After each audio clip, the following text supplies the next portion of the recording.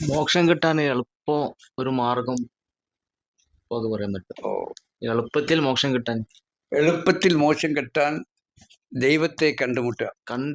കണ്ടുമുട്ടാം. ദൈവത്തെ കണ്ടുമുട്ടുകയും ദൈവത്തോടൊപ്പം ചെലവഴിക്കുകയും ചെയ്യാം. ആ ദൈവത്തിൽ കൂടെ ആയിരിക്കുക.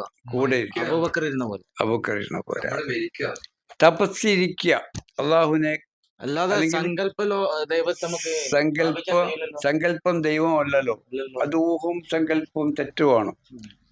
ദൈവത്തെ യാഥാർത്ഥമായ ദൈവത്തെ കണ്ടുമുട്ടി ദൈവികമായവനെ കണ്ടുമുട്ടി എന്താ സംഭവിക്കണം അവിടെ? അപ്പൊ അവനായി പരിണമിക്കും ഞാൻ. അതായത് ഞാനിപ്പോ ഇങ്ങനെ നോക്കി ഇരുന്ന് ലാസ്റ്റ് എന്റെ രൂപം മട്ടുമാതിരിയൊക്കെ അതായി മാറും. ഇതാണ് സംഭവിക്കേണ്ടത്. അതിനാണ് തപസ്. ശിഷ്യന്മാരും മുഴുവൻ തപസ്സിരിക്കുന്നത് അവർ ദൈവത്തെ കണ്ട്, അവരെ ഗുരുവായ ദൈവമായ ഗുരുവിനെ കണ്ട് ഇരിക്കല. ഞാനും അങ്ങനെ തന്നെ. എൻ്റെ ഗുരു മറിഞ്ഞപ്പോ എൻ്റെ ഏകാന്തവാസത്തിൽ ഞാൻ ഗുരുവെ കൊണ്ട് അതുപോലെ കണ്ടുകൊണ്ടിരിക്കലായിരുന്നു. ഇതാണ് എൻ്റെ പണി. വേറെ അറിവിലൊക്കൊന്നും പോകല്ല. ഓട്ടോമാറ്റിക്കായിട്ട് അറിവിൽ പോകും. അവിടുന്ന് ഓട്ടോമാറ്റിക്കലി ഞാൻ അറിവിലല്ല പോണേ. ഗുരുവെ കണ്ടുകൊണ്ടിരിക്കൽ മാത്രം എൻ്റെ പണി. പക്ഷേ ഓട്ടോമാറ്റിക്കായിട്ട് ഓരോ വിഷയത്തിലേക്ക് മനസ്സ് സഞ്ചരിച്ചു വരും.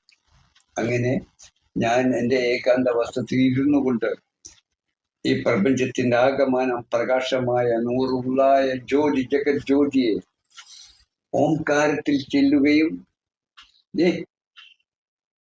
ആരാണ് പോയത്? ശരീരമാണോ? അല്ല, മനസ്സ്. റൂമിൽ തന്നെ ആള്. ശരീരം റൂമിൽ തന്നെ ജഡം. പക്ഷെ മനസ്സ് ശരീരം വിട്ടുപോയി. ഇതിനാണ് മറ്റൊരു വേറൊരു കഥയാക്കി വിടുന്നത്. അതെ അതെ, ശരീരം വിട്ടുപോകാൻ അത് ഈ പോക്കല്ലേ? അത് ഈ പോക്കാണ്. അങ്ങനെ ഞാൻ ഈ ശരീരം വിട്ടുപോയി ആ ജ്യോതിയിൽ ചെന്ന് ജ്യോതിയും ആകാശപൂർവ പ്രകാശമായ അള്ളാഹു നൂറുള്ള ഓംകാരം അതിൽ ചെന്ന് ചേരുകയും ആ പ്രകാശമായ ഞാൻ പ്രസരിച്ച് വികസിച്ച് വ്യാപിച്ച് രൂപാന്തരപ്പെട്ട് ശരീരം വേറെ, മനസ്സ് വേറെ. മനസ്സ് പോയി എല്ലാത്തിനുള്ളിലേക്ക് വിട്ട്.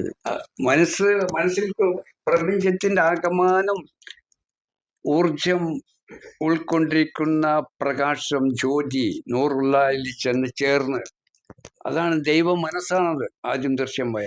ആ മനസ്സിൽ ചെന്ന് ചേർന്ന്, ഏത് ഈ മനസ്സ്, പിന്നെ അതാണ്